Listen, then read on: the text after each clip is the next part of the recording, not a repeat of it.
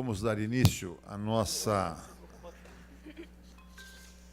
terceira reunião ordinária da Frente Parlamentar de Apoio ao Desenvolvimento do Gás Natural no Estado de São Paulo, FEGAN. Para isso, eu queria compor aqui a mesa, chamando a nossa relatora, Flávia, por favor. Flávia. Doutora Alice, que já nos acompanha aqui. E chamar aqui o Dirceu Abrão, representando aqui a Secretaria de Energia, que fará a exposição para nós hoje. Acho melhor se sentar ali.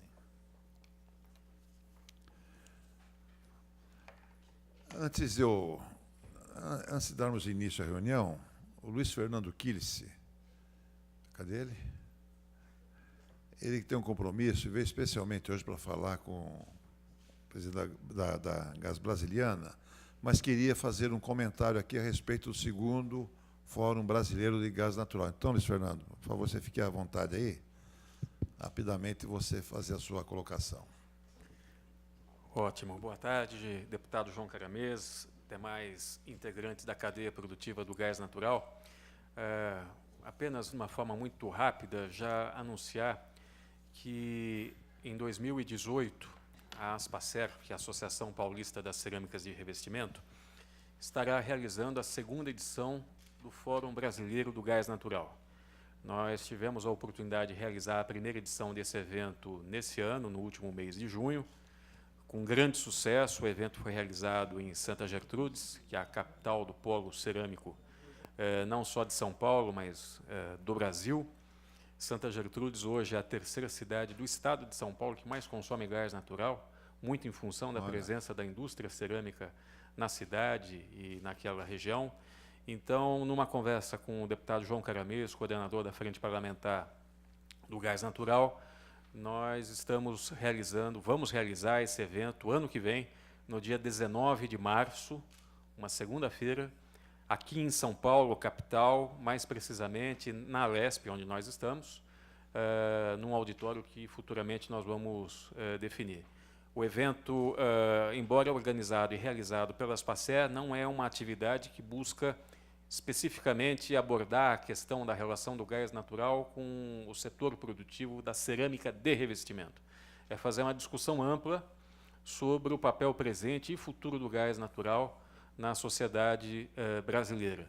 Então, evidentemente, todos os setores, todos aqueles que de alguma forma têm uma participação direta ou indireta na cadeia produtiva do gás natural serão convidados, e nós esperamos poder contar com a participação e a presença de todos, e agradecer mais uma vez o apoio do deputado João Caramês, que se colocou muito receptivo a essa iniciativa de fazermos esse debate, essa discussão ano que vem, aqui em São Paulo, mais precisamente dentro da Assembleia Legislativa de São Paulo. Obrigado. Imagina, nós que ficamos honrados em poder sediar esse grande evento, que eu acho que vem de encontro às nossas propostas aqui da frente, né, com o sentido de fomentar cada vez mais o gás natural em toda a sua cadeia produtiva, como bem disse o Luiz Fernando, não se concentrando apenas na cerâmica do qual ele faz parte, mas no âmbito geral. Então, para a gente é uma satisfação muito grande, Luiz Fernando, e conte conosco aqui. Para a Frente Parlamentar, eu acho que é uma honra poder estar apoiando e sediando esse encontro. Tá? Bom, vamos dar início, então, à nossa reunião. A ata da reunião anterior, todos os senhores receberam, né, por via e-mail, alguns já fizeram algumas modificações, sugestões. Pergunto se alguém mais gostaria de fazer alguma alteração ou alguma observação em relação à ata da reunião anterior. Então, aqueles que estiverem de acordo, permaneçam como se encontram. Aprovado. Aliás, nossa ata sempre aprovada, né? Uma beleza isso aqui. Não.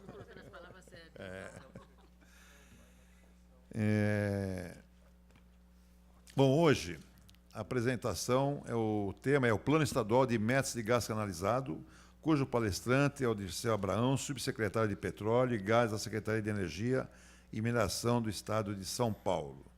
Dirceu Abrão, desde setembro de 2016, atua como subsecretário de Petróleo e Gás junto à Secretaria de Energia e Mineração do Estado de São Paulo, geólogo de petróleo, mestrado, PhD, doutorado. Teve uma passagem muito grande na área internacional da Petrobras e, a partir de 2003, desempenhou-se como negociador internacional, envolvendo-se em diferentes projetos da EIP da Nigéria, Equador e Irã, entre outros. Em 2004, foi gerente-geral da Estratégia de Área Internacional. Designado gerente-geral de Petrobras na Colômbia em 2005, viveu em Bogotá entre março de 2005 e março de 2008, quando foi então designado gerente-geral da Petrobras do Equador, posição que ocupou até fevereiro de 2009.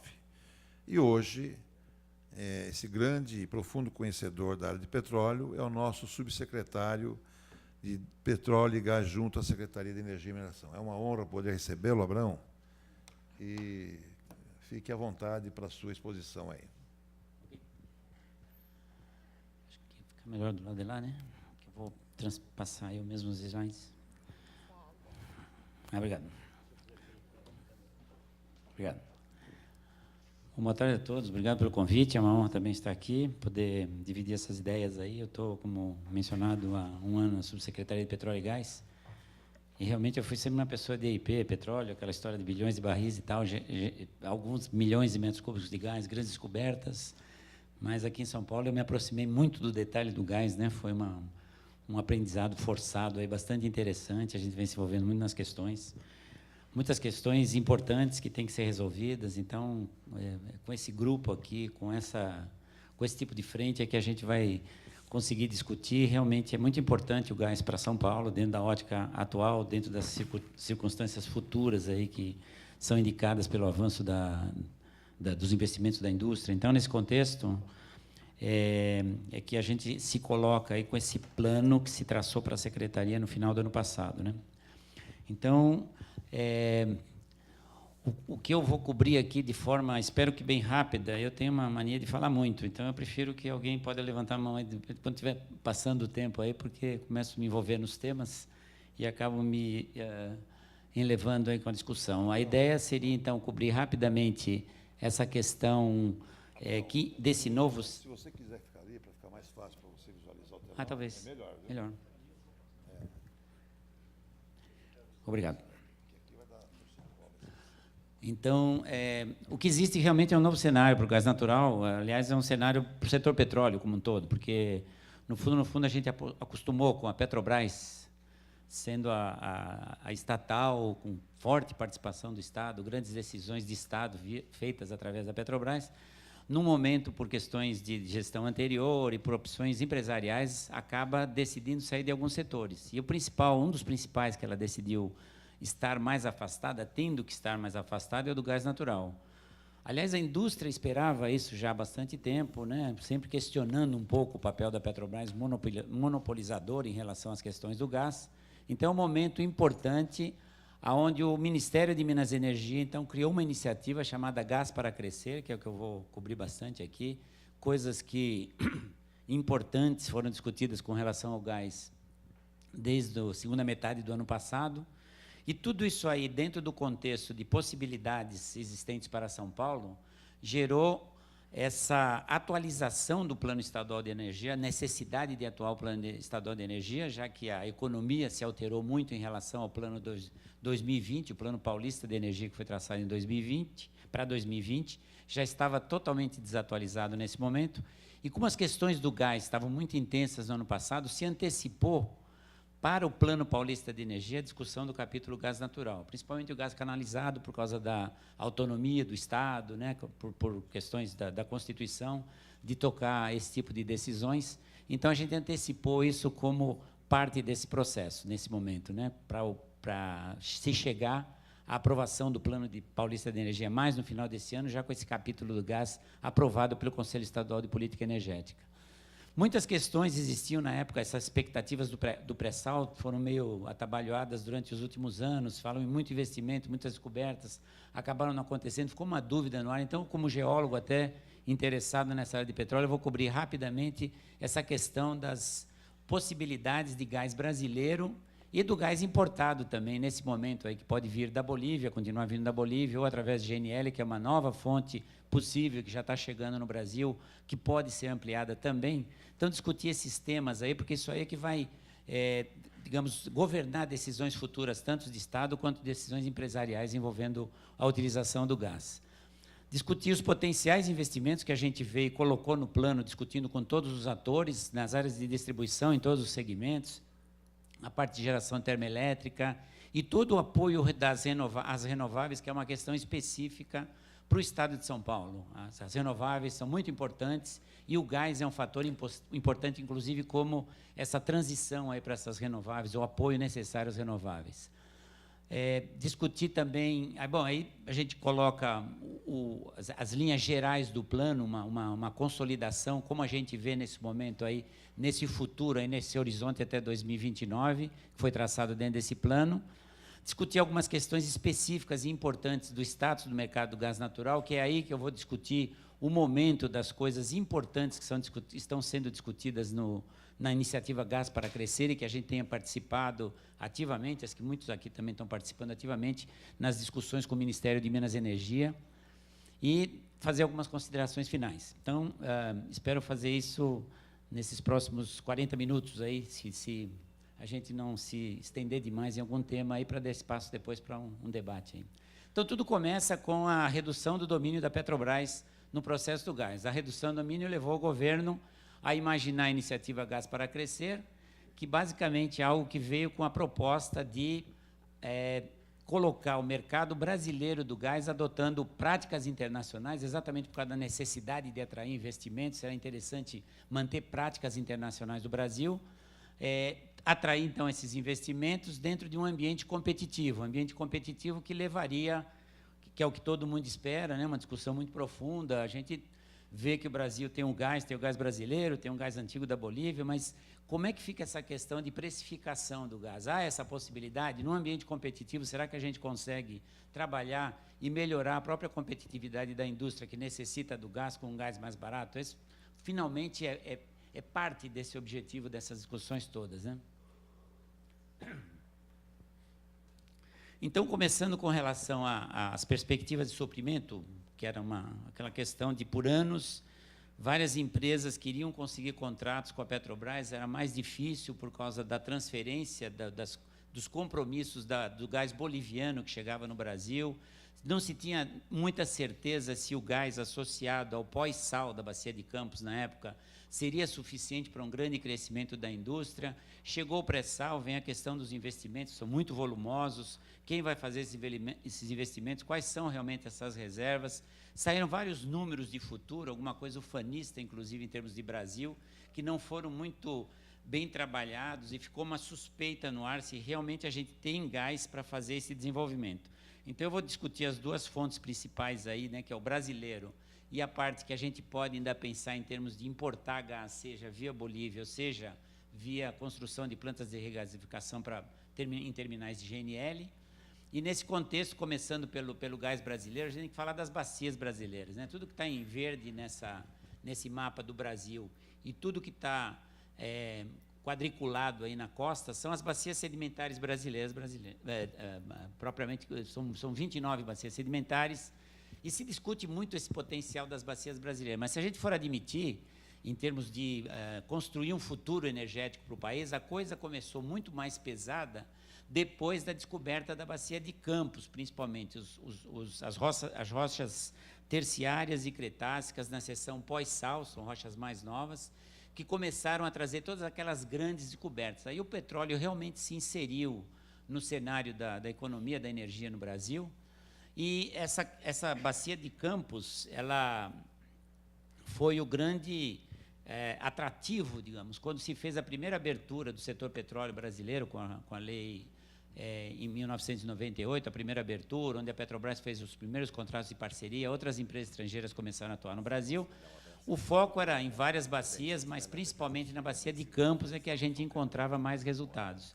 E, mais recentemente ainda, essa atuação nessa seção da costa do Sudeste, não só na Bacia de Campos, mas incluindo a Bacia de Santos. Se todo mundo observar ali, apareceu um polígono em vermelho ali, entre as bacias de Campos e Santos. é onde foram detectadas as grandes acumulações de petróleo chamadas aí do pré-sal. E o pré-sal realmente é algo, em termos de... é de classe mundial, é um ativo de classe mundial, é algo que realmente tem um potencial gigantesco. Agora, a gente também tem que ver o problema das condições em que esse petróleo está lá para ser explorado e depois ser colocado em produção. Ou seja, são poços extremamente profundos, extremamente caros. Em todos esses poços se atravessa, em média, 2 quilômetros de sal, ou seja, isso é um desafio tecnológico gigantesco. Os investimentos, até da fase inicial de exploração, quando você começa a perfurar poços para tentar descobrir alguma coisa, esses primeiros poços são muito caros, e depois todo o desenvolvimento, com todo o potencial que tem, também envolve um volume muito grande de dinheiro para ser investido nas fases de desenvolvimento, para que esse petróleo seja produzido e comece a trazer de volta o pagamento de todo esse investimento. Então, são projetos de longo prazo e de alto risco por causa dessa questão do investimento, mas principalmente principalmente pela questão que a gente viveu, a gente descobriu o pré-sal, esse gráfico é o preço do petróleo, o Brent e o WTI aí no período entre 2009 e 2017, mas, se a gente for analisar, o pré-sal foi descoberto em 2006. Então, naquele momento, a gente ainda não tinha tido a crise que estava lá embaixo, o preço do petróleo aí em 2009, mas esse petróleo chegou em 2008 até cerca de $150 por barril, 2007. E depois houve a grande crise nos Estados Unidos, aí a economia americana foi seriamente afetada, o preço do petróleo caiu, e depois veio rapidamente, em 2 anos, aí recuperando um pouco, não chegou aos 150, mas chegou a esse patamar de 120, $110 por barril por uns 4 anos. Né? Então, isso aí foi uma fase áurea do setor petróleo, associada àquela de 2006 até 2007, onde os preços estavam elevados e onde ocorreu a descoberta do pré-sal no Brasil. Só que nós aqui, brasileiros, entramos numa discussão aí de tentar mudar as regras para garantir um pouco mais, dentro de várias óticas aí que são questionáveis, são polêmicas, etc. A gente acabou não fazendo muita coisa em termos de atração de investimento estrangeiro ou privado nacional, ou até a própria Petrobras fazendo esses investimentos durante esse período, porque se paralisou aquele processo de ofertas diárias que tinha sido aberto com a lei de 1998, quando abriu pela primeira vez o setor petróleo depois da quebra do monopólio da Petrobras. Então, a situação para o pré-sal, em termos desse momento que eu coloquei anterior aqui, os ativos são de alto potencial, mas eles têm o risco, por causa desse lado do volume de investimento significativo e o tempo do payout aí desses investimentos. Você tem que fazer muito investimento depois da descoberta, em avaliação, desenvolvimento da produção, para conseguir começar a monetizar essas reservas. Ele foi um pouco afetado em termos dos seus riscos e potenciais investimentos, aí por 2014, 2015, onde houve essa queda acentuada do preço do petróleo no mercado internacional, mais ou menos em setembro, outubro de 2014, que foi a grande queda.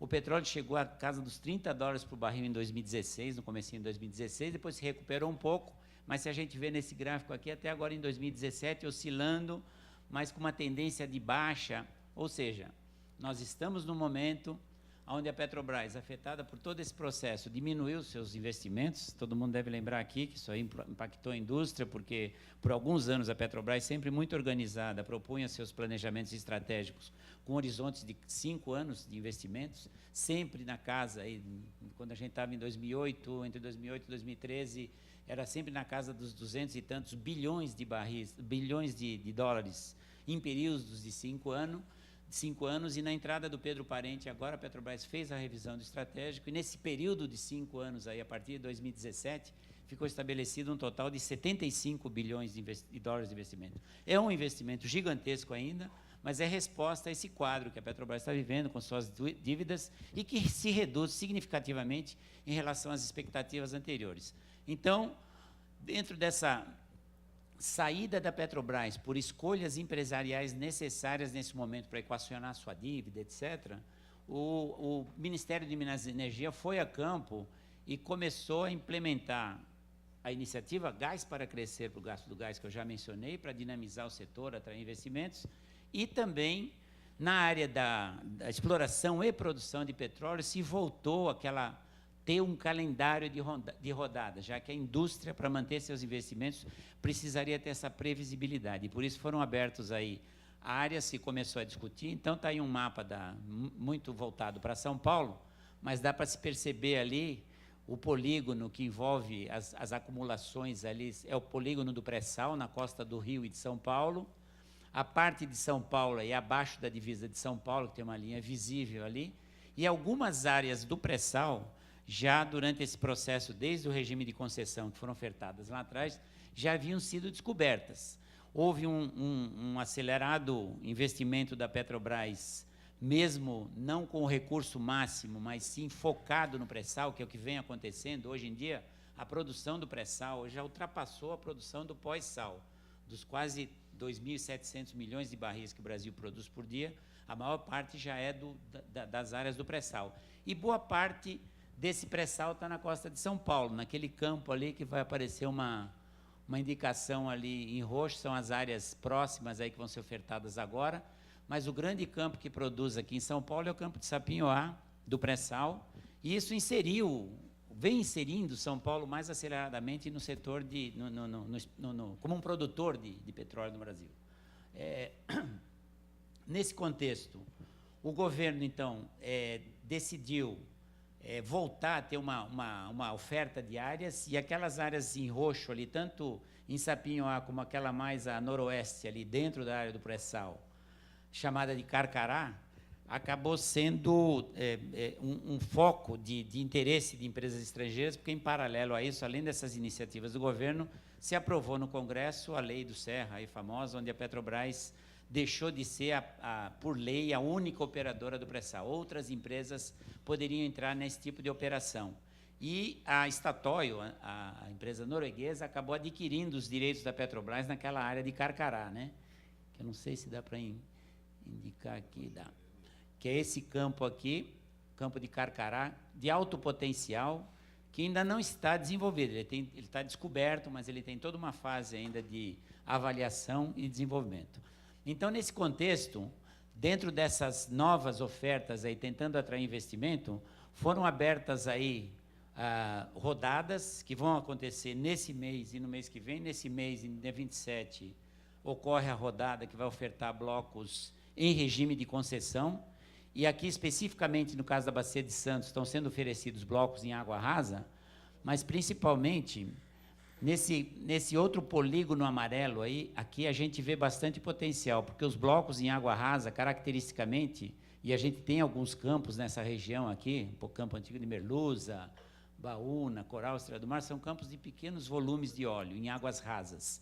Quando a gente vai para águas profundas, principalmente do lado do pré-sal, e a gente vê que esses blocos aqui é a divisa entre São Paulo e o Paraná, para a questão do gás, para a questão de petróleo e gás, e as áreas de concessão, as áreas ofertadas, né? Então, nesse contexto aqui, a gente tem algumas áreas próximas ao polígono do pré-sal que, sim, devem ter bastante atratividade já nessa rodada, como áreas onde petróleo adicional pode ser descoberto próximo a essa geologia. Então, são os setores que estão sendo oferecidos na 14ª rodada, e também estão sendo oferecidas essas duas áreas em roxo aqui. Na realidade, são 5 áreas aqui, são 3 pequenas aqui, ainda do lado de São Paulo, em Sapinhoá, uma maior na área do Rio de Janeiro, aqui é a divisa entre Rio e São Paulo. E essa área ao norte de Carcará, ela tem essa característica que, aparentemente, por dados sísmicos, o campo de Carcará, o existente, o contratado, é a parte que está no amarelo, o bloco onde foi feita a exploração. E essa parte acima aqui, por interpretação sísmica, tem esse potencial em vermelho de ser a extensão do campo, ou seja, praticamente 40% do campo só estaria contratado, e agora vai ter essa disputa com uma área unitizável nessa rodada que está marcada para o mês que vem. As áreas do pré-sal vão ser ofertadas em 27 de outubro, onde a Statoil já é operadora nessa parte contratada aqui, né? E essa área vai ser ofertada para todo mundo participar, provavelmente, com certeza, a Statoil deve estar interessada em participar, e é uma área com grande potencial para gás também. Então, dentro desse contexto, a gente está falando em potencial para gás. Esse potencial existe, mas ele depende exatamente de se apresentar oportunidades para a indústria, para que eles decidam participar dos leilões e comecem a fazer o trabalho de investimento, exploração e produção. E, em paralelo a isso, além daquelas áreas que eu mencionei, que são das rodadas desse ano, está muito difícil de ver aí, mas vamos ver por áreas pintadas aqui. Essas são as áreas de blocos das rodadas de concessão, mas tem rodadas de concessão já planejadas, inclusive com blocos aqui nas áreas na costa de São Paulo, para as rodadas que já estão programadas para 2018 e 2019, assim como também outras áreas para o pré-sal. As que eu mostrei aqui, de Sapinhoá, Carcará, mas existem áreas novas que vão ser ofertadas nas rodadas de 2018 e 2019. Então, existem, sim, já existe potencial enorme de continuar o aumento da produção do pré-sal na costa de São Paulo. Para o pré-sal como um todo, é um potencial gigantesco, porque todas essas outras acumulações estão na Bacia de Santos, no pré-sal, na bacia em frente à costa do Rio de Janeiro, que também, de alguma forma, nos interessa, porque a gente está falando aqui em disponibilidade de gás, e o gás circula de um estado para o outro, tem problema de arrecadação, o royalty vai ficar por lá, etc. Mas, em termos de suprir o mercado, a gente está discutindo aqui alternativas de suprimento.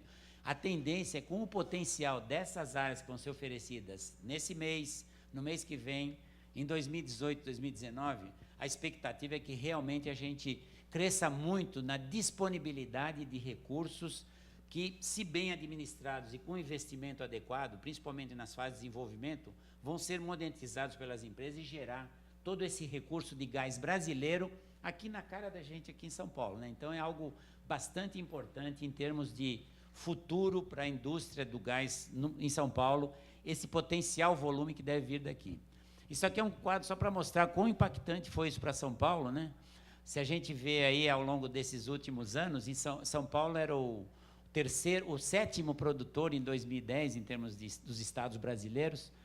Em 2010 virou o terceiro maior produtor, continua sendo, está querendo ultrapassar o Espírito Santo, e aconteceu isso esse mês. Em julho de 2017, São Paulo foi o segundo maior produtor de petróleo, em termos de barris de óleo equivalente aqui no Brasil, passou o Espírito Santo, mas por um momento de problema técnico no Espírito Santo, uma parada técnica nas sondas lá do Parque das Baleias, mas pelo declínio que existe nas reservas do Espírito Santo e todo o potencial novo, crescente que existe em São Paulo, principalmente com esses investimentos que vão ser atraídos nessas rodadas, a tendência é que realmente a gente continue naquele crescendo lá, que a gente vê que, principalmente em vermelho ali, aquela área azul é um campo novo que vem sendo colocado, não de potencial muito elevado, o campo de Lapa, mas o vermelho é Sapinhoá, né, que é o grande responsável por essa subida aí dos 30 mil barris de óleo equivalente por dia que se produzia mais ou menos em 2010, e hoje está chegando próximo dos 500 mil barris de óleo equivalente por dia na costa de São Paulo.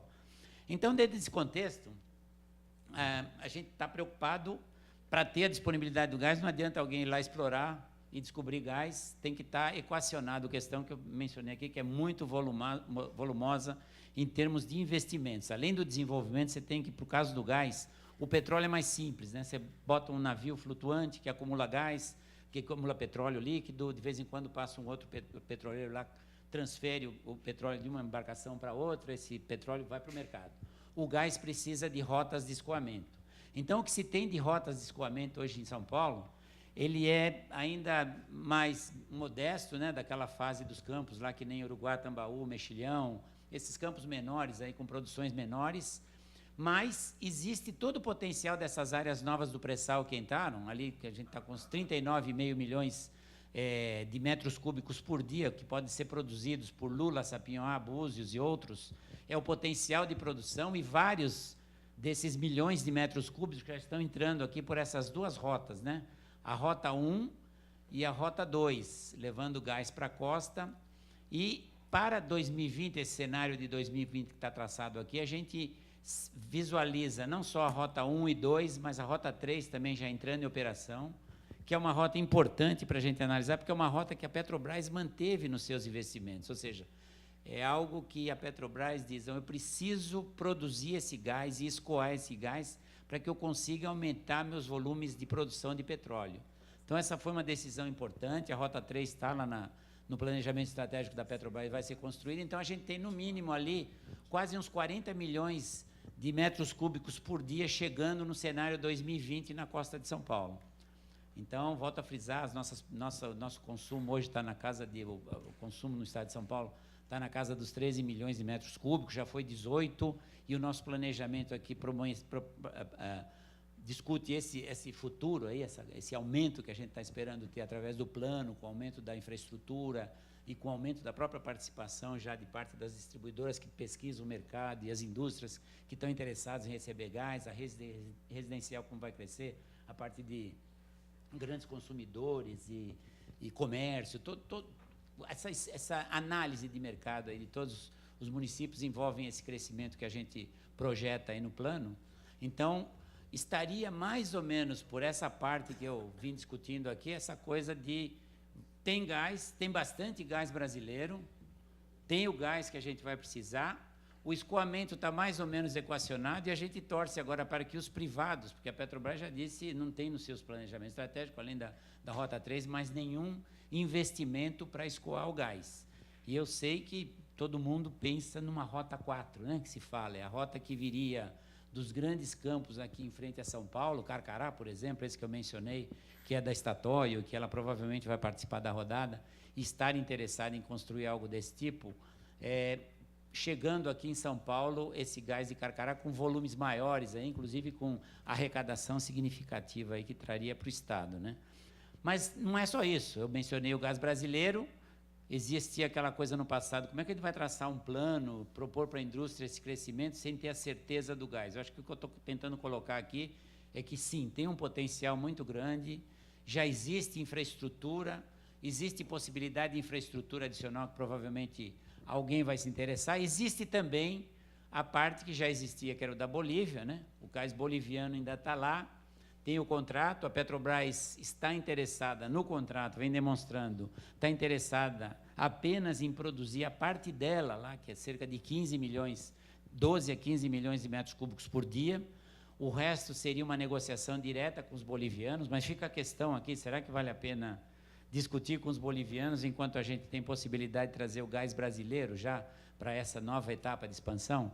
E se não for o gás boliviano nem o brasileiro, existe também a situação dos terminais de GNL, que no Brasil, num momento de desespero, quando acabou o gás, aquela secura lá da época de 2010, por aí, a Petrobras decidiu, porque ela ainda era dona do mercado, ela era monopolista praticamente nesse mercado de gás, decidiu construir 3 unidades de GNL, uma na Bahia, uma no Ceará e uma no Rio de Janeiro. E só essas 3 unidades, infraestrutura já instalada, podem trazer 41 milhões de metros cúbicos de gás por dia para o Brasil. Esse gás deveria circular, e até tem um avanço do ponto de vista de regulamentos, de leis e protocolos, etc. Se discutiu por muito tempo essa questão do swap do gás, que necessitava que o fluxo físico do gás se descolasse do fluxo contratual. E esse protocolo está sendo aprovado pelo CONFAS agora por esses dias, né? Então, esse é um passo interessante.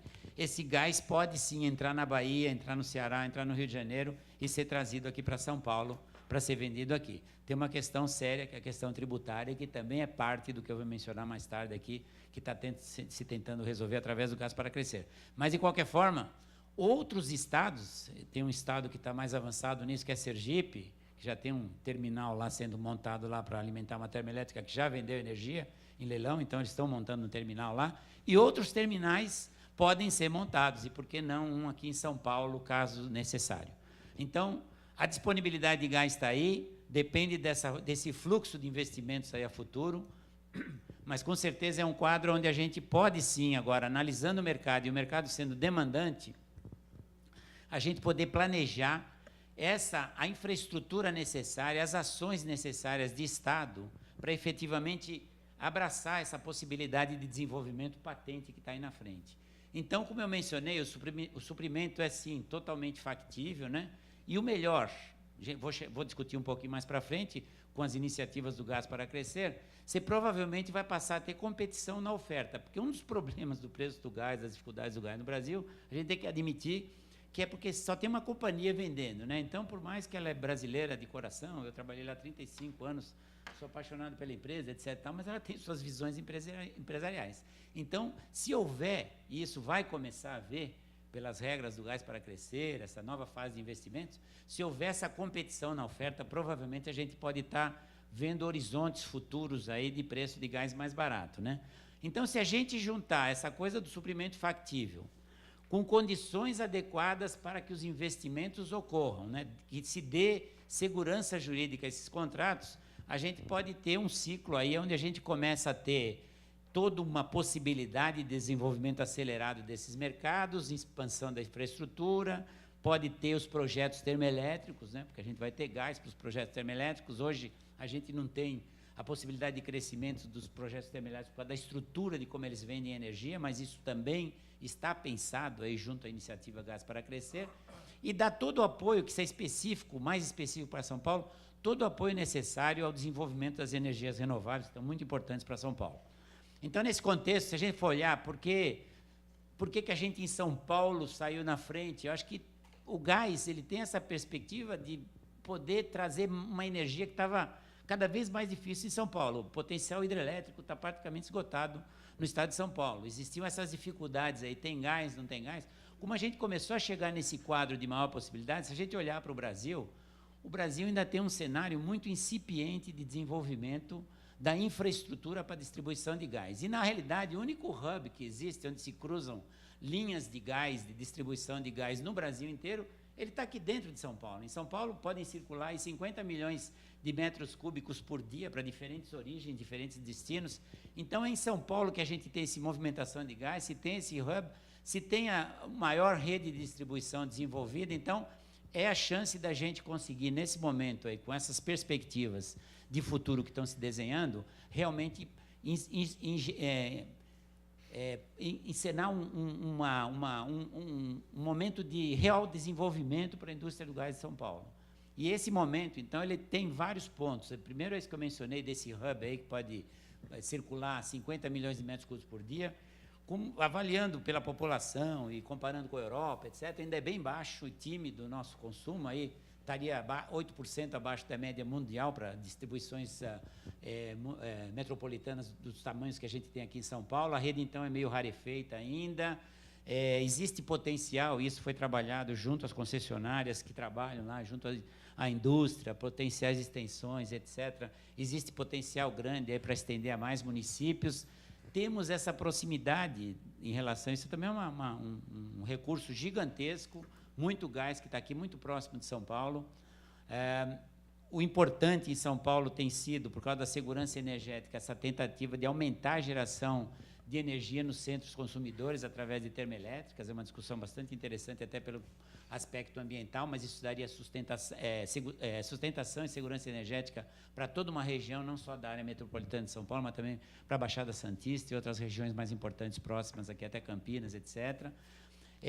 Temos a chance da universalização do gás em substituição a óleo combustível, porque é uma realidade dentro principalmente óleo combustível, diesel, se utiliza muito, se gasta muito nesse tipo de transporte. Existe muita pesquisa e realidade já em que você pode, já usinas geradoras de energia, onde se planta cana-de-açúcar, onde está se trabalhando motores a gás natural, flex, etc. e tal. Então, existe essa possibilidade de acelerar essa substituição e até também trazer o gás para esses projetos de mobilidade urbana, já pelo efeito aí de não prejudicar tanto o meio ambiente e ser mais rentável, com isso redução do impacto ambiental e, obviamente, toda a geração de empregos e arrecadação de impostos. Então, dentro desse contexto, existe essa possibilidade da definitiva inserção do gás natural na matriz energética no estado de São Paulo.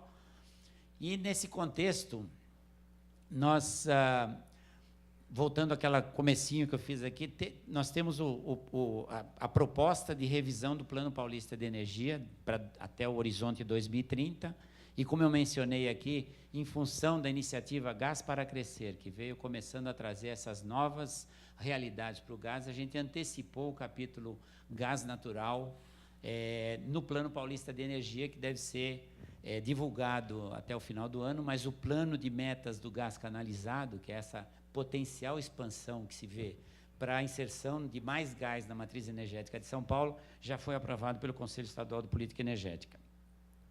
Então, com todos esses novos elementos, a gente está em condições, ou esteve em condições, de planejar essa inserção de gás, e sempre, como eu mencionei aqui, com a interação dos principais atores em todo esse processo aí.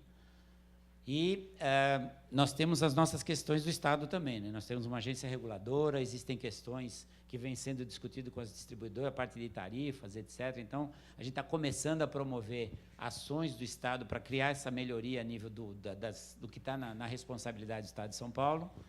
E, com isso, a gente tem pela frente mudanças que são desafiadoras, ou seja, como começar a operar nesse novo cenário que está sendo proposto pelo Ministério de Minas e Energia, como resolver em paralelo os nossos problemas aqui, em termos de regulação e de parte do Estado para a parte de gás, para que a gente consiga rapidamente mostrar esse cenário aí mais importante e mais fluido e mais de aceitação de todas as partes aí para gerar efetivamente os investimentos necessários para o crescimento da infraestrutura.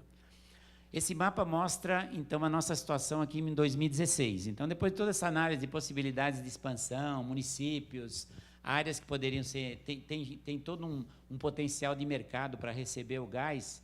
Essa é a situação nos municípios ali pintados em azul, onde a gente tem a chegada da rede, as redes de distribuição das 3 distribuidoras que têm concessão para distribuir gás no Estado.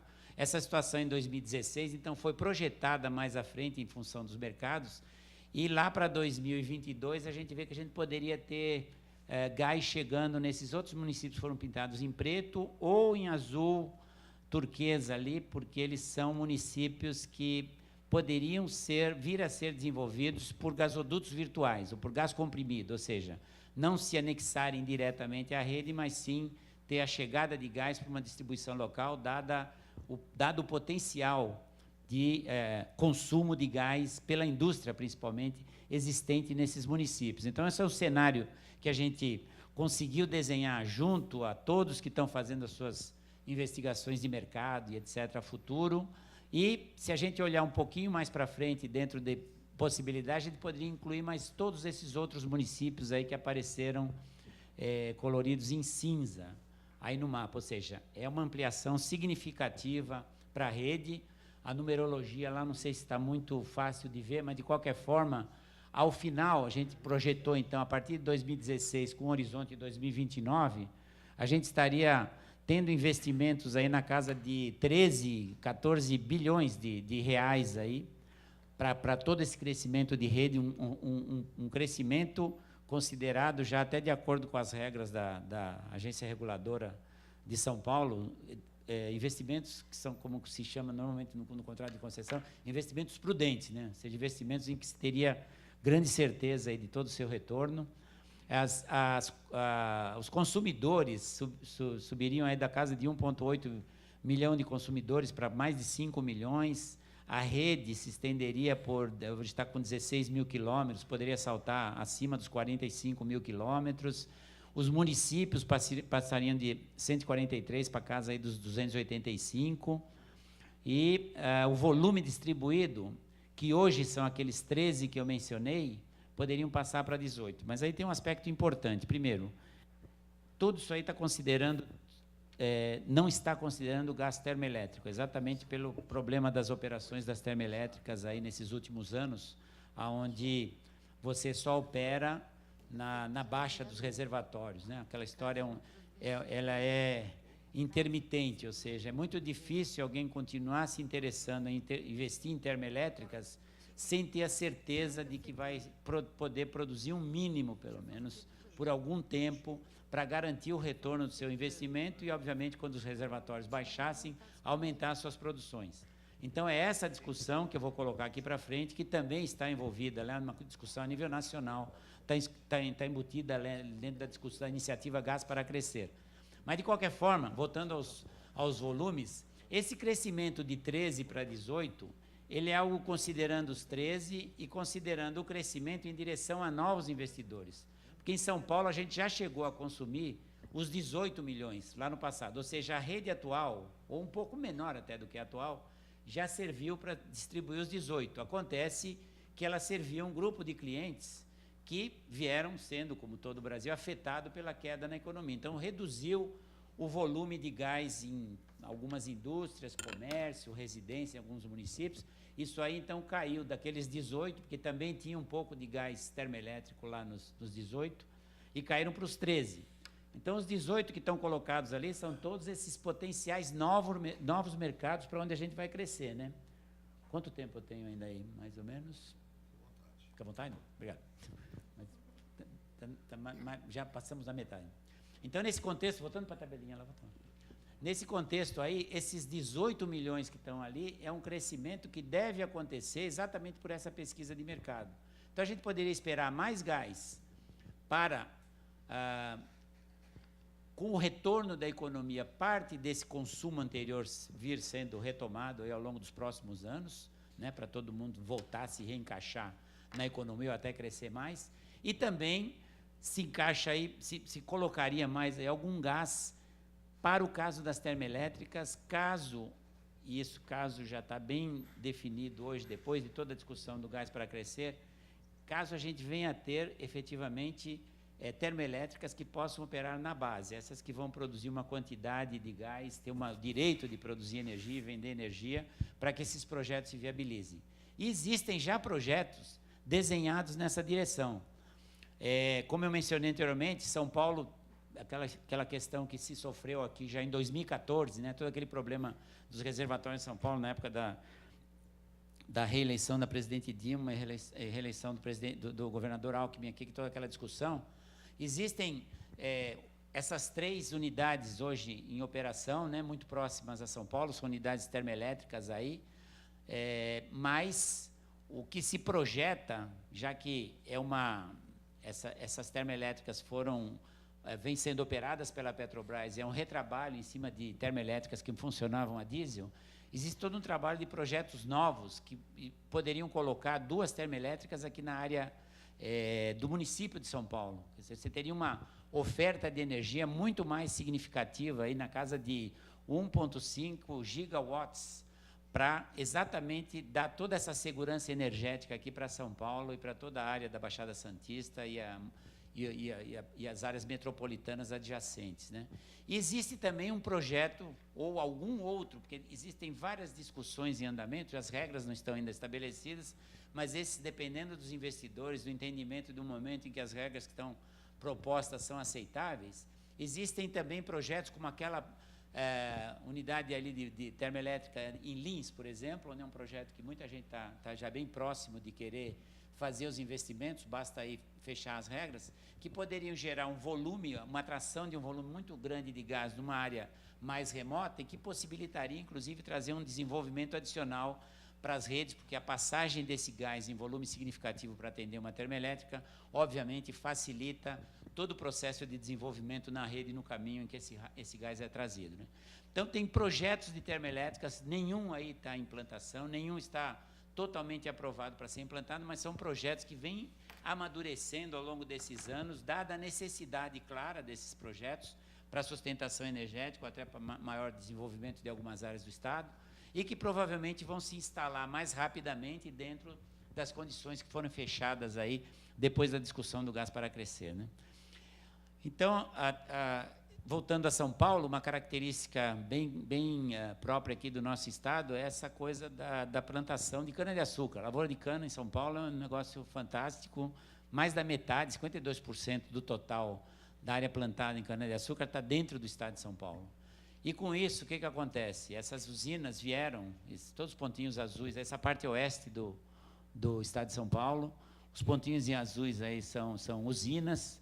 Então, tem usinas aí queimando bagaço de cana, etc., e 51 delas, até 3 meses atrás, esse número vive mudando, não sei exatamente se é esse o número ainda, mas, sinceramente, é nesse entorno aí um pouco maior, usinas que já estão interligadas ao sistema, gerando energia elétrica direta. E, além disso, essas usinas, elas podem ter, e existe todo um processo aí para usinas híbridas, como está se colocando lá, da integração de biomassa com gás, você vai poder, sim, trazer gás, porque isso aí cobriria o aspecto da sazonalidade de produção de energia, já que a produção por bagaço de cana, por biomassa, estaria associada apenas aos períodos aí de safra, e com o gás chegando nessas usinas, e a gente já tem alguns exemplos aí, recentes até de uma inauguração lá na área da GBD, né, de usina que já está trazendo esse gás, não só para esse apoio futuro, produzir mais eficientemente a energia e produzir volume perene ao longo de todo o ano, para que a gente consiga essa maior produtividade em termos de energia de cada uma dessas usinas. E a ideia, inclusive, é que esse gás que está sendo utilizado agora, ele não tem um nível de pureza adequado, mas ele deve chegar ao que a gente está objetivando, tem vários projetos de pesquisa, várias usinas indo nessa direção para chegar ao biometano, chegar ao ponto em que o gás que pode ser colocado na rede com a mesma especificação do gás do petróleo, totalmente purificado. Então, todo esse processo, em termos de projeção lá futuro, a partir de 2025, por aí, ou daí para frente até os 2030, a gente pode ter mais alguns milhões aí de metros cúbicos de gás por dia. Se colocou lá uma figura de 7 milhões, aí, entendendo aí essas usinas como estariam, e com um potencial até de produzir até 2029 alguma coisa na casa de 1 milhão de metros cúbicos por dia já de biometano, ou seja, é um crescimento das renováveis importante, em que o gás é muito importante, em paralelo a todo o desenvolvimento que está se tendo nas usinas de cana-de-açúcar de São Paulo, essa coisa da entrada do gás, com mais volume de gás sendo trazido pela rede, para apoiar esse desenvolvimento mais acelerado dessas usinas. Então, nesse contexto, a gente está falando aqui de coisas novas também para o Estado de São Paulo como um todo, ou seja, cada vez se fala mais em frotas de veículos pesados, a GNV, né?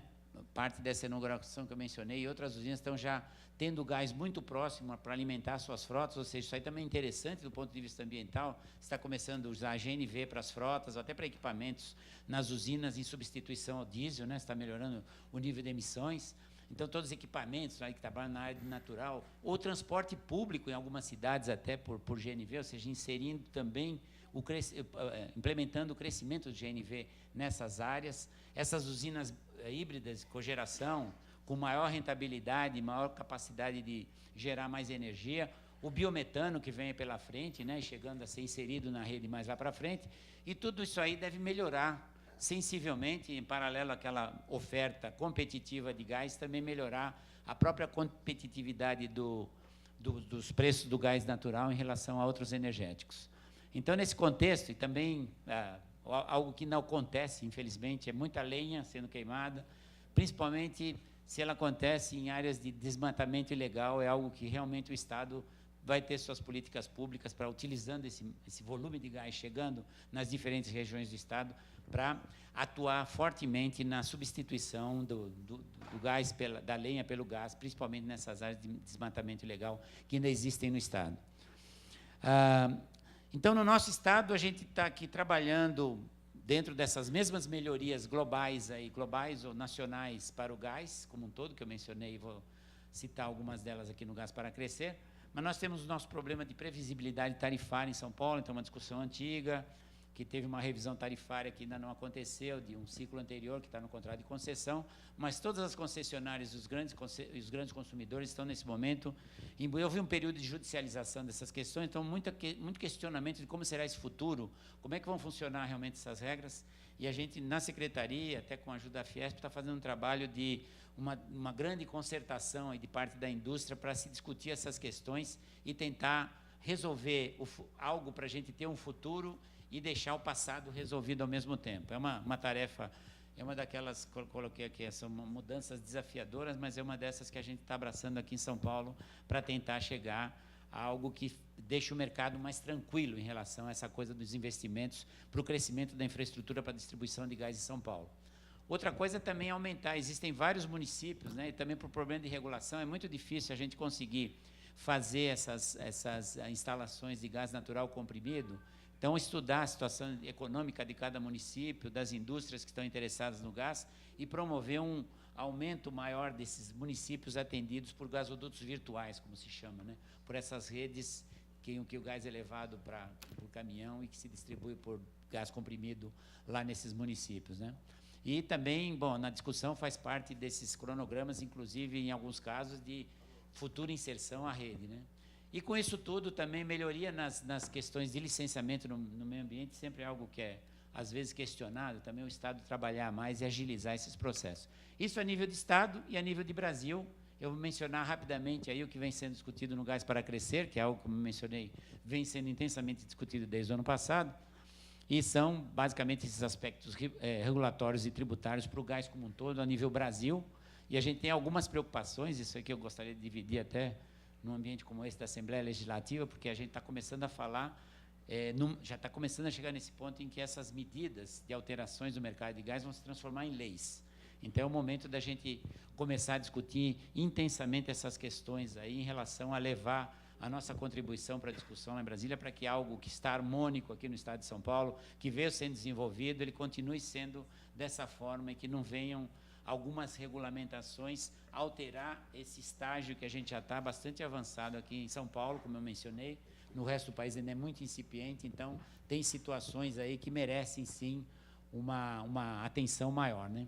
Então, nesse contexto, o novo desenho do marco do mercado natural, em síntese, vou dizer em 2 palavras, qual é a proposta do Ministério? O Ministério quer fazer um mercado de gás aberto, um mercado de práticas internacionais, um mercado competitivo, ou seja, é difícil imaginar na situação do Brasil hoje, e principalmente historicamente essa questão de preços, etc. e tal, participação do Estado, que alguém seja totalmente contra isso. Talvez a gente possa apontar questões ali que afetem o mercado em São Paulo, mas na realidade, na nossa ideia, a gente está apoiando essa iniciativa do Ministério para que efetivamente se implante esse mercado aqui no Brasil, com práticas internacionais, com competitividade, exatamente para que o fluxo de investimentos privados continue crescendo nessa área, né?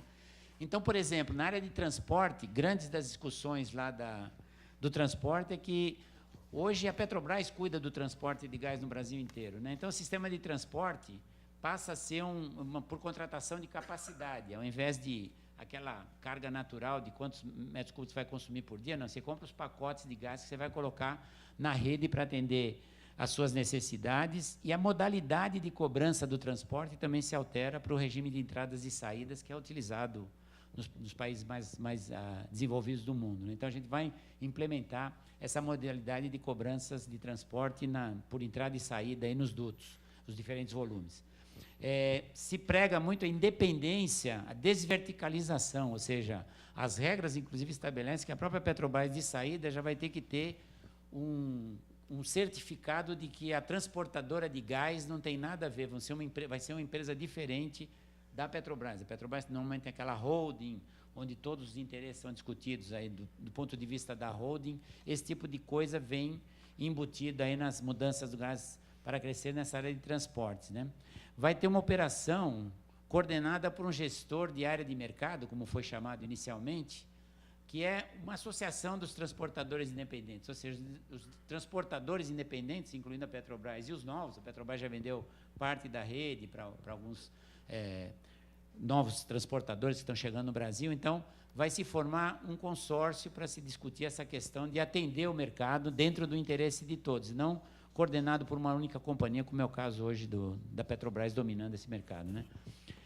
Também um regime de autorização para dutos, né? Porque se criou um modelo na lei do gás lá que era algo que ia ter que ter uma licitação, uma concessão para a construção de dutos. Hoje não. Hoje, se alguém aparecer a futuro, depois das regras aprovadas, querendo construir um duto, o governo vai analisar aquilo dentro das suas estratégicas e autorizar a construção daquele duto, abrindo para o mercado, para outros participantes que queiram competir e construir aquele mesmo duto. Então, um processo competitivo, mas que não trava tantos investimentos como é o de hoje nesse regime de concessões, que na realidade foi um regime aprovado em 2010, não se construiu 1 quilômetro de duto aí de transporte desde então, né? Porque o sistema realmente era muito complicado para atrair investimentos. Nesse momento também nos preocupa um pouco, porque a regra fala que se vai ter um código de redes, né, de redes de transportes e distribuição, e que seriam coordenadas pela ANP. Então, fica uma questãozinha no ar, porque nós temos a nossa rede aqui em São Paulo, e pelo código de redes, a ANP pode dizer, não, esse duto a partir de agora é transporte. Então, fica um negócio mais ou menos complicado, porque a autonomia do Estado, então tem que ver exatamente em que bases a ANP vai poder propor essa alteração de caracterização de duto, passar de distribuição para transporte, em situações específicas. Mas eles vêm colocando várias vezes no Ministério, em todas as reuniões, que eles vão olhar Estado a Estado com muito carinho. Então, isso realmente está acontecendo. Estão se fazendo toda essa movimentação de uma forma muito cuidadosa e crescente aí com a participação de todos, né? Cessão compulsória de capacidade também, algo que é algo que vai disponibilizar mais gás para o mercado. A parte de comercialização nos preocupa um pouco por causa da comercialização, por causa das distribuidoras. Vamos ter hubs de virtuais de negociação, bases de comercialização de gás em mercados organizados. Você, para ter mais competição na oferta de gás, é mais um elemento aí que deve trazer a futuro, e depois de funcionando adequadamente, preços mais adequados aí de mercado, melhores, né, no processo competitivo. E também restrição da fatia de mercado para um único agente, né, que é um pouco da situação que a gente tem hoje.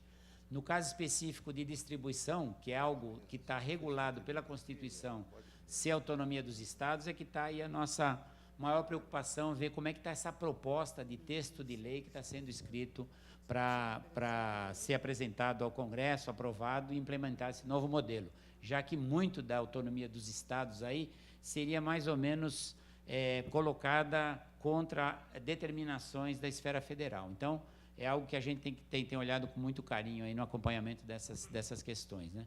E na parte de escoamento e processamento de terminais também, o que está discutido é que a gente vai ter livre acesso às facilidades, né? Num aspecto negociado, ou seja, a Petrobras hoje domina todas essas instalações, ela vai estar mais ou menos obrigada por lei a negociar a entrada e participação nas rotas de escoamento daquela produção de petróleo e gás no mar, nas unidades de processamento de gás natural e etc. Então, como regras, em linhas gerais, são todas de mercado aberto, algumas nos preocupam, estamos mergulhados nessa questão aqui para discutir e ver se esse tipo de mudança não estaria afetando o desenvolvimento nosso de infraestrutura que a gente vem adotando aqui no Estado desde da privatização das concessões, né? Dos anos 2000, no começo dos anos 2000.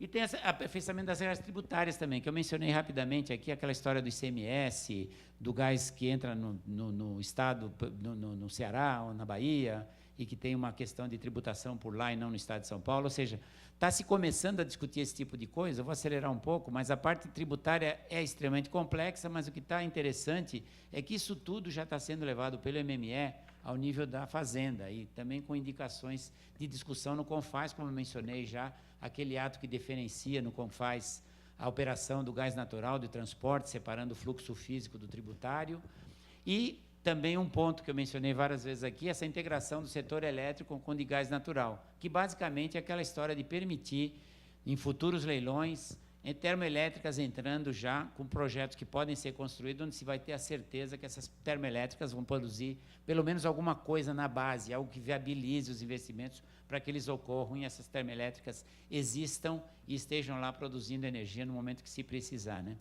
Então, parte dessas propostas já estão... parte das propostas já estão consideradas, essa coisa de termoelétrica na base, já tem um leilão programado para dezembro que vai abordar dessa forma, e a implementação de todas essas novas medidas, exceto as tributárias, que estão sendo discutidas com a Fazenda, elas já estão montadas num pré-projeto de lei que está em discussão na Casa Civil para ser levado à Comissão de Minas e Energia para embarcar, inclusive, em projetos já existentes lá e acelerar essas mudanças aí no setor de gás. Então, nesse contexto aí, acho que a gente pode discutir um pouco mais. O quadro final é que no projeto que a gente está apresentando aqui, nesse plano de metas que foi aprovado no Conselho Estadual de Política Energética, a gente tem toda aquela previsão já que eu montei até os 18 milhões aí de consumo de gás até 2029, mas mencionei lá que não estava sendo considerado um potencial termoelétrico adicional, e tem todo um potencial de substituição que está com interrogações ali, que também pode acontecer, isso é significativo. Ou seja, a gente estaria falando, com essas termoelétricas começando a operar, alguma coisa na casa, voltando a ter algo na casa, ou levando a casa dos 30 milhões, 31 milhões de metros cúbicos por dia de consumo de gás no estado de São Paulo, né? Com um desenvolvimento termoelétrico mais ou menos em linha com aqueles projetos que eu mencionei. Muito bem, então, o que a gente está falando aqui é que temos uma perspectiva aí para um ciclo virtuoso para o gás natural no estado de São Paulo, né, com todo esse processo, com tudo que se discutiu com os atores, com as mudanças que vêm ocorrendo. Isso deve gerar um impulso muito significativo dos investimentos, e essa política energética estadual, ela com essas discussões do novo mercado, etc., elas vão ter diretrizes, obviamente, de longo prazo, né? Não está se fazendo essa mudança no mercado para que há 2 anos se rediscutir, ou seja, uma coisa que deve vir para ficar. Isso aí deve ser e muito importante no desenvolvimento sustentável para o nosso Estado, esperamos. E esse vai ser um capítulo, então, como eu mencionei, que já está nesse nível, né, que vai ser associar o Plano Paulista de Energia, que deve ser divulgado no final do ano, onde vai se projetar toda a questão dos outros energéticos também aqui para o Estado de São Paulo, aí, do ponto de vista da Secretaria de Energia e Mineração. Basicamente era isso. Passei da hora, como sempre, né? Obrigado pela atenção.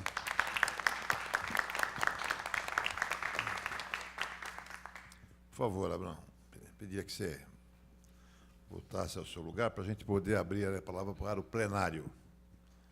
Antes de mais nada, quero parabenizá-lo pela demonstração, pela apresentação, e gostaria de fazer um pedido. Essa apresentação pode ser disponibilizada aos membros da frente? Sem dúvida. Então, gostaria Será que você deixasse para a gente poder... Tá bom? Obrigado. Sem problema. Pois não. Bom, boa tarde a todos. Em primeiro lugar, parabenizar o Dirceu, sempre muito brilhante, conciso e objetivo nas apresentações. Obrigado. Parabenizar o deputado João Caramês aí pela iniciativa de trazê-lo e a gente ter a oportunidade de dividir um trabalho muito intenso e muito profundo que a Secretaria desenvolveu na questão do gás natural para São Paulo. E eu queria só fazer duas considerações. Quando se disse que nós já tivemos 18 milhões de metros cúbicos, e depois foi mostrado, foi com térmicas, porque, na realidade, o que se busca com esse trabalho, com essa prospecção que foi feita de mercado, é se atingir os 18 milhões que nós chegamos um dia com as termoelétricas em mercados considerados mercados mais convencionais para o gás. E na questão do gás para crescer, eu só queria levantar um ponto, porque todos os pontos de atenção que o Dirceu muito bem mostrou são os pontos que estão aí na pauta das discussões que estão ocorrendo com o pessoal do Ministério de Minas e Energia e outros agentes de mercado. Mas quando se diz, por exemplo, que a mudança do regime de concessão para autorização que se deu no âmbito da proposta para a modificação da lei do gás, só lembrar, Dirceu, que a questão da concessão, entre outras coisas, era permitir o livre acesso. E, no caso da autorização, você, pela própria figura jurídica da autorização, você não tem essa obrigatoriedade. Então, precisaria se tomar um cuidado, porque, senão, aquilo que pode ser um ponto de avanço no que diz respeito à abertura de mercado, a gente pode ter o retrocesso que nós temos hoje, aonde você, praticamente, os gasodutos, com a aprovação da lei do gás, os gasodutos que tiveram a autorização dada, eles tinham uma não obrigatoriedade de abertura por 10 anos. Então, é só um ponto de atenção. Eu também concordo que o regime de concessão, às vezes, complica um pouco, mas lembrando que a gente tem que achar um mecanismo para que o livre acesso seja preservado. Mais alguém? Boa tarde, eu sou Cláudio Torelli, estou pela ABRAC, Associação Brasileira da Avaliação da Conformidade. E, primeiramente, parabéns. Fazia tempo que a gente não ouvia notícias boas com relação à existência do gás, né? Há um tempo não muito distante, a gente só teve notícias ruins a respeito, né? Nível nacional. E é muito bom ouvir o que a gente ouviu agora. Bom, considerando que a frente parlamentar tem como um dos motivadores o gás natural veicular, né? E o gás natural veicular, ele impulsiona o crescimento da rede de distribuição, ele sempre, o veículo sempre acaba motivando mais gasoduto, mais postos de abastecimento, e com isso aumenta a oferta do gás para as indústrias de determinada região. A pergunta é o seguinte: o que essa frente pode fazer para que o nosso governo, o nosso governador, leve essas boas notícias para o cidadão, que ele pode ir para o GNV, que ele não vai ter descontinuidade de abastecimento? O que a gente poderia fazer como comissão para tratar disso, como frente? Bom, eu acredito. Você pode falar. Não, eu mencionar apenas que eu por estar fora do Brasil, inclusive, eu não participei da reunião, mas já no começo da frente parlamentar ficou acertado que íamos ter uma agenda específica, né, com relação à GNV, talvez era isso que você ia mencionar, né? as iniciativas que já se tomou aqui para essas Exato, discussões exato. com relação à Genebra. Mas eu acredito, Cláudio, que em decorrência de todo esse debate que nós estamos fazendo e haveremos de fazer, sem prazo para encerramento, porque a frente parlamentar é uma questão perene, eu sempre digo isso, né? Ela nunca vai ter um final, porque, obviamente, novos desafios aparecerão para que a gente possa realmente enfrentar e tentar encontrar soluções para esses desafios. Então, eu acredito que dentro desse debate todo, dessa discussão, nós tiraremos um relatório no final desse ano, onde poderemos apresentar nesse relatório algumas sugestões para o governo poder realmente implementar. Né? Então, tudo isso faz parte do nosso debate, da nossa discussão. Agora, obviamente que a Secretaria deve estar pensando nessa questão do gás natural veicular também, que, como você mesmo disse, é uma forma de você impulsionar a utilização desse produto aí. Né? Até porque, veja bem, se não tiver uma política pública voltada para isso, nós não vamos ter onde usar todo o gás que vai ser produzido aí. Não é? Nessa linha eu mencionei a questão do gás natural, mas dentro de um uso da secretaria, dentro dessas projeções, aquela história de apoio às renováveis, né, com todas as usinas, etc., as usinas que estão se envolvendo aí em trazer gás natural veicular para uso nas suas unidades de transporte, seus equipamentos. Então, isso aí deve gerar um crescimento. Eu sei que o senhor menciona mais a questão do uso urbano, da troca da frota, né? E isso aí realmente depende de políticas públicas. Eu acho que com o avanço dessa discussão, a gente conjuntamente aí pode entrar e começar a perceber os espaços, que normalmente é aquela... Até o pessoal compara muito com o Rio de Janeiro, uma comparação meio simples, baixa o IPVA, que o pessoal fica...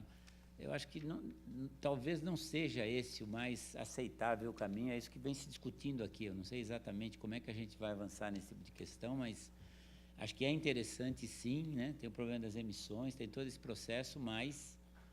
o como fazer, acho que a gente ainda tem, dentro desse aspecto da frota de veículos urbanos, aí a gente ainda não tem, pelo menos que eu conheça, algo já entendido como a propor para ser traçado, para ser implementado, né, pelo governo do Estado aí para gerar esse impulso aí, sinceramente. Independentemente do que a Secretaria pode estar trabalhando nesse sentido, nada impede de nós aqui também termos a nossa opinião e a nossa sugestão para o governador. Né? Como eu disse, no final de cada gestão e de cada legislatura, a lei obriga que as frentes parlamentares produzam um relatório. E a nossa ideia é nesse sentido, fazer um relatório muito bem apresentado, tecnicamente, para que a gente possa, inclusive, fazer uma apresentação para o governador no final da sua elaboração. E o momento é até oportuno, né? A gente pode apresentar para o atual governador e para os candidatos também depois, né? Fazer com que os candidatos coloquem em sua plataforma de governo o incentivo, o fomento ao gás natural. Não é? Não é, Brescia? O momento é oportuno. Mais alguém? Eu tenho duas colocações para fazer aqui, Abraão. Justamente em cima de tudo que você colocou, da possibilidade de São Paulo acabar se transformando no maior ou um dos maiores produtores de gás aqui do estado de São Paulo. As perspectivas são as melhores possíveis, e nós já temos uma grande produção, tendo em vista que, ou com um problema técnico ou não, São Paulo se tornou, em julho, o segundo maior produtor de gás do Brasil. Pergunta que eu faço é o seguinte: tem na Secretaria um grupo, independente do seu trabalho como subsecretário, trabalhando no sentido de elaborar algum plano de incentivo para que as indústrias possam estar aderindo ao gás natural? Essa é uma.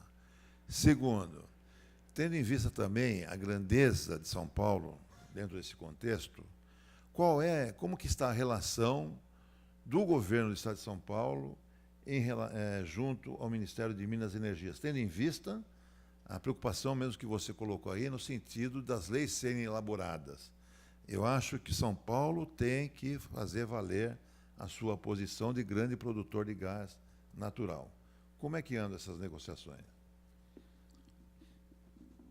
Bom, por partes. A primeira pergunta com relação à indústria, eu acho que, bom, nós temos, a Secretaria tem uma equipe reduzida, mas que acompanha todo o processo de petróleo e gás, na energia como um todo, a Secretaria de Energia, a Subsecretaria de Petróleo e Gás, a Secretaria de Energia acompanhando os temas ligados ao petróleo e o gás.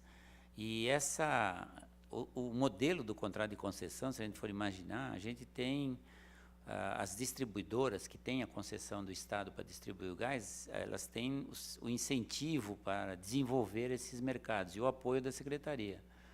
Então, até o trabalho que a gente mencionou aqui foi um trabalho conjunto feito com as distribuidoras, onde elas estão continuamente avaliando e detectando esses mercados e propondo, inclusive, a própria substituição, né, também que é parte do programa, quem está utilizando lá em indústrias menores ou até mais significativas, GLP, eles comparecem com eles dependem um pouco da competitividade em termos de preço, né? E isso aí, às vezes, é afetado por uma medida ou outra, mas, na realidade, esse somatório de percepções do mercado, que é continuamente avaliado junto às distribuidoras, ele é esse acompanhamento do Estado em relação a esse impulso, a continuar provocando o aumento do consumo de gás, o aumento das redes. Então, nesse momento desse plano, a gente está apresentando o somatório desse resultado. Sem contar que é também interesse do Estado, para os projetos maiores, para os grandes consumidores, manter um diálogo contínuo também, né? Então, a gente vem exercitando esse diálogo com os grandes consumidores, as empresas interessadas em investir nos projetos, por exemplo, como eu mencionei, os termoelétricos, né? Então, a gente está num processo de deixar bem claro, é bem clara essa mensagem aí de que somos totalmente favoráveis à acelerada inserção do gás natural na matriz energética do Estado, né? E vamos continuar, através das concessões das concessionárias aí, acompanhando e impulsionando esse processo desse crescimento aí junto a esses consumidores aí que vão aumentar essa demanda, né? Então essa é um interesse da Secretaria, sempre deixado muito claro em todas essas reuniões com esses atores aí junto à Secretaria. Agora, a sua pergunta com relação à atuação junto ao MME. Bom, o MME começou até uma situação um pouco diferente, porque há alguns anos as decisões ligadas a petróleo e gás eram muito fechadas em Brasília, não se tinha muito esse diálogo, né? Então, esse governo, a partir do momento que entrou no começo do ano passado, colocou lá o ministro Fernando Coelho, né, que é o ministro de Minas e Energia. Ele passou a ouvir muitos atores principais, né, as grandes associações, o Instituto Brasileiro do Petróleo, a Petrobras.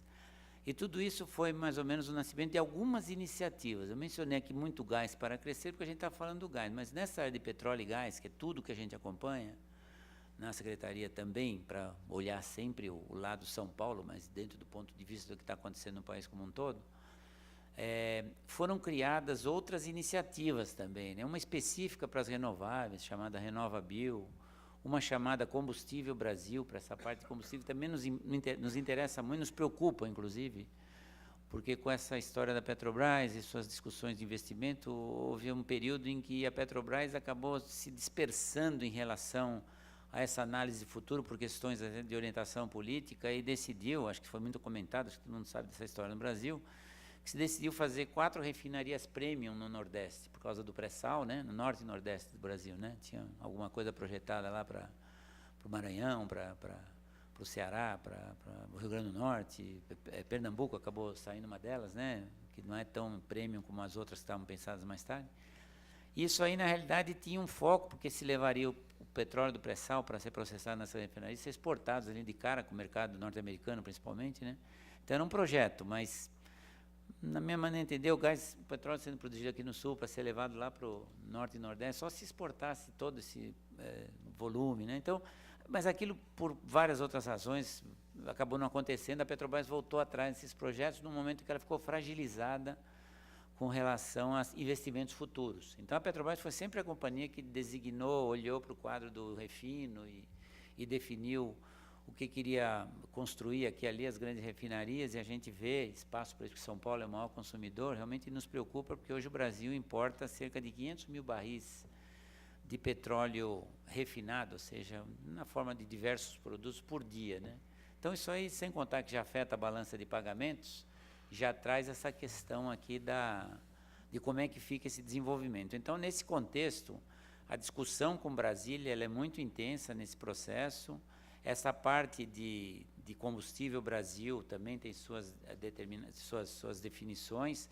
Houve toda uma rediscussão das políticas de exploração e produção para melhorar as condições em que as áreas vêm sendo ofertadas, principalmente já com medidas que mexeram nessas rodadas já desse ano. Uma delas mais famosas foi a questão do conteúdo local, que inclusive, por um lado, deixou a indústria paulista bem preocupada, mas era algo que, da maneira como cresceu, ficou impraticável em termos de competição para os investimentos internacionais, atrair projetos. Então, essa discussão é intensa, e em todas elas existem. O Dr. João Carlos Souza Meirelles é o secretário de Energia de São Paulo, e existe um fórum de secretários de energia, de secretários de Minas e Energia no Brasil. Ele é o presidente do fórum. O fórum tem um representante perante o Conselho Nacional de Política Energética, e para todos esses grupos que foram formados, o fórum estava representado, e por São Paulo, né? Eu estava lá representando, em nome do Dr. Meirelles, em várias reuniões, ele também participou de algumas, e a gente levando essa notícia a todos os estados. Então, é uma continuidade de um processo onde o Ministério, até por essa ótica que o senhor colocou aí, de que São Paulo é muito importante por causa do seu volume de consumo, sua capacidade aí de atrair investimentos e ter mais demanda futura, crescer a demanda, desenvolver mais o Estado para crescer a indústria do gás. A gente tem sido chamado para todas essas discussões, e as discussões, eu até não tive tempo por causa do curto espaço de tempo, elas estão sendo conduzidas, mencionei rapidamente, através de projetos já em andamento na Câmara, e a gente está esperando realmente essa redação. O Ministério apresentou para nós essas propostas, e realmente, como se diz aí na gíria, o demônio mora nos detalhes, né? Então, o que ficar escrito ali é que a gente ainda não tem exatamente, mas com certeza estamos nos programando, dentro desse processo de interação com o Ministério, estar lá na discussão e através do fórum, acionando os parlamentares de todos os estados para as defesas necessárias para os aspectos que impactam os estados, especialmente, no nosso caso, obviamente, em todos aqueles que eu mencionei en passant, que preocupam já um pouco nesse momento o Estado de São Paulo. Mas estamos aí atentos, e acho que é esse o mecanismo realmente de conseguir influenciar e conseguir o que seja melhor para o Estado. Ótimo. Caramês, tem uma. Pois não, Ricardo. Não, eu queria chamar a atenção no nosso último encontro, o secretário não estava, e a gente debateu sobre o IPVA e sobre o GNV. E uma das questões que a gente apresentou, todas as 3 concessionárias, é que a gente, quando olha o plano, ele vê um crescimento no volume do GNV. E o que a gente vem acompanhando as concessionárias não é esse crescimento. Com exceção do ano passado, que talvez a crise econômica e os reajustes de preço da gasolina a gente tenha equilibrado, mas desde 2007 a gente vem perdendo as concessionárias, em média, 8% de volume ao ano. O que preocupa não é só a perda do volume, mas é a falta de infraestrutura dos poços, porque o volume médio caiu, muitos poços não se sentiram atraídos. E, pegando o exemplo do Rio, foi colocado que muitas regiões do Rio de Janeiro foram desenvolvidas e ancoradas pelo volume de gás. E a gente vê a amplitude do estado de São Paulo, a gente vê ainda uma maior necessidade dessas ancoragens de volume através dos poços GNV. Então, só queria chamar essa atenção, porque a gente está projetando um crescimento, mas chamar realmente a atenção para o mercado de GNV, que se a gente não tiver uma política pública de incentivo, talvez a gente não avance os 3 anos, porque começa a ter desabastecimento, e aí não é o produto que deixa de ser atrativo, é a oferta. Porque ele pode ser econômico, ele pode ter uma redução de meio ambiente, pode trazer renda, emprego, mas para o consumidor ele não vale a pena, porque a distância para ele abastecer já sai daquela comodidade. Então, só para chamar a atenção, que embora a gente tenha sido apontado GNV e mobilidade, até com mobilidade a gente está tendo dificuldade. A Prefeitura de São Paulo hoje proíbe o uso do gás natural em transporte público. Então, assim, se for desenvolver mobilidade, uma coisa é mobilidade nas cidades, outra coisa é mobilidade no canavial, que vai ficar só restrito ali às usinas. era só uma colocação que eu acho que a gente tem que chamar a atenção para esse Isso. mercado.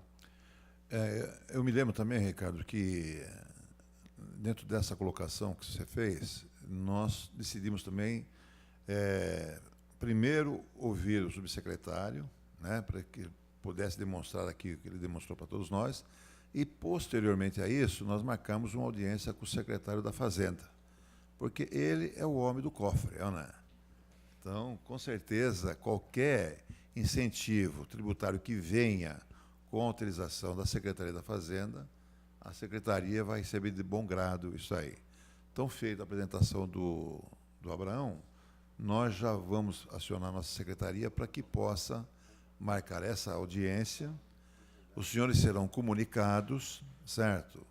E aqueles que tiverem interesse em nos acompanhar, ou seja, uma das pessoas que tem que estar nos acompanhando, é só confirmar aqui com a doutora Alice que a gente forma a nossa caravana, nossa equipe, para conversar com o secretário da Fazenda lá, certo? Tentar dobrar o japonês lá. Certo? Mais alguém, gente? Então, nada mais havendo, antes de declarar o encerramento da sessão, eu quero aqui mais uma vez, Abraão, agradecer a sua presença. Obrigado. Foi muito proveitosa aqui a sua apresentação. Como disse o Cláudio, notícias auspiciosas e notícias boas. Então, quero agradecer do fundo do coração e leve o nosso abraço lá ao meu xará, João Carlos, viu? Com certeza. De Souza Meireles. Obrigado pelo convite. Tá? A data da próxima reunião está marcada para o dia 9 de outubro de 2017, às 15 horas, no plenário Tiradentes. E eu acho que o Walter tem uma sugestão para dar para a próxima reunião, não é, Walter? Sim. O senhor me permite? Pois não, fique à O vontade. senhor permite? O Dirceu fez uma brilhante apresentação a respeito das bacias sedimentares de São Paulo. Eu acho que a gente poderia trazer um complemento a essas informações, trazendo o gerente geral da Bacia de Santos, da Petrobras na Bacia de Santos. São dados atualizados, ele traria números, né, atualizados e as perspectivas aí para os próximos anos, né, de produção de gás na Bacia de Santos.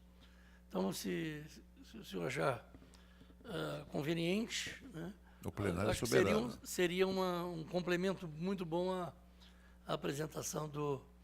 Hoje nós tivemos a apresentação de um geólogo, né? Aí teremos a apresentação de um engenheiro. Olha. Equilibrado. Alguma objeção, gente? Podemos, então, confirmar? Então, tá bom. Para a próxima reunião, a sugestão do voto fica aceita, tá bom, Alice? Então, gente, nada mais havendo, declaro encerrada a sessão. Agradeço a presença de todos os senhores e uma boa semana a todos. Obrigado.